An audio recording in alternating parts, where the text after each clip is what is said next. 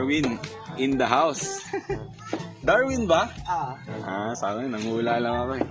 Yan po yung stabilizer link ng atis. Tatanggalin natin. Tapos, ako daw magkakabit. Tignan natin kung di ako pagpapawisan. Pagkalas nga lang natin nakakapawis eh. 5 piraso. Dar. Tama na? Yan po yung stabilizer link ng atis. Tatanggalin natin.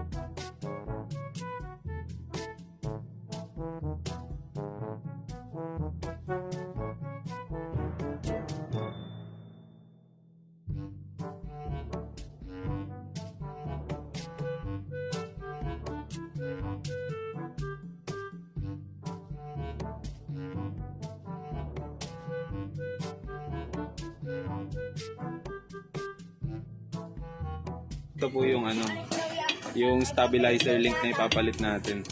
Wala siyang ball joint, no? Meron yan sa loob. Meron.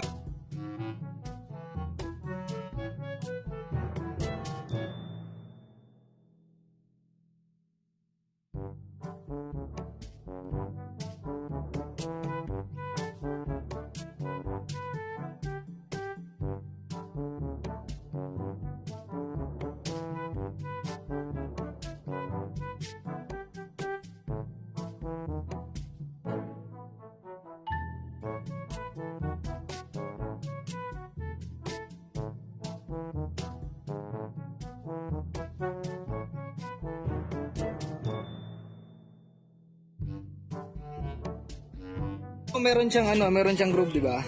Meron siyang guide. Hindi ko sure kung 15 o 16 mm siya. Yan, di ba? Yan yung silbi ng niya, hulma. Para doon mo siya kukontrahin para hindi masisira yung ball joint sa loob. Ang problema ko kasi diyan, lumuwag. Oo. Kaya nung Pinalo mo pinahanda kasi. ko pa. Pinalo mo kasi. Ayan, diba? Teka lang, Paps, teka lang. Natatanggal ba to, Paps? Natatanggal ba to? Hindi, nakapit na siya, no? Tigas na siya. Oh, yaman na. Hindi. Meron siya rito ng lock. Ayan. Meron siyang lock. Allen wrench.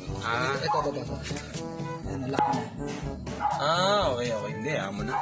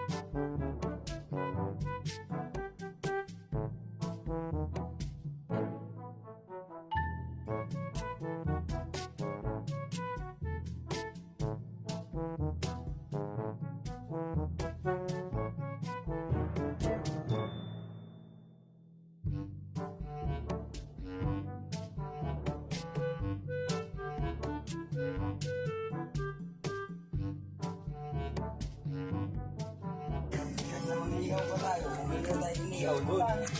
Isa pa ba, di ba may inihaw doon? Hindi na tayo mag-ihaw. Habang nandito si tatay, may kwentuhan tayo. Tanggalin na natin yung jack. Ayun po yung pinagpapatungan. Mong gumawa ko na yung maghapon, no? Init-init. Ito, stabilizer, pang reserba na lang to. Ito, pang reserba. Bakit siya? Masyado na siyang malambot. Bakit siya nasira? Pinalo mo eh. So yun, pinalo ko daw kaya nasira. Pero ito, pwede pa daw to pang reserba. Sakaling masira. Ayan na. Pero parang luma na rin to. Hindi, okay pa yan. Okay pa to. Sige, sige. So, re-reserva lang natin to. Tago lang natin. Para pag may nasira ulit. Pwede ba ilagay ko na lang to sa kotse, Paps? Oh, pwede. Ayan, pag nasira, reserva.